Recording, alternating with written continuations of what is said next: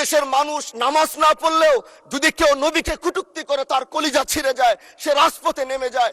আমি বলবো যারা নবীকে কটূক্তি করে, নবীর নামে গালিগালাজ করে, এদের মৃত্যুদণ্ড এই আইনটাও যেন বাংলাদেশের এই সংসদ থেকে পাশ করা হয়। মাননীয় প্রধানমন্ত্রীকে বলবো, আপনি বাংলাদেশে একটি ইতিহাস রচনা করে যাবেন। আপনার মাধ্যমে যদি এটা স্বীকৃতি পায়, যারা নবীকে অস্বীকার করে তারা কোনোদিন মুসলমান থাকতে পারে না, এটা আইনের মাধ্যমে এটা বাংলাদেশের পার্লামেন্ট থেকে ঘোষণা হবে, সেটা আমরা চাই। আপনি জানেন আমরা আমাদের নবীকে সবচেয়ে বেশি ভালোবাসি, যিনি আখিরি নবী, যাকে বলা হয়েছে ওয়ামা আরসালনাকা ইল্লা রাহমাতাল লিল আলামিন।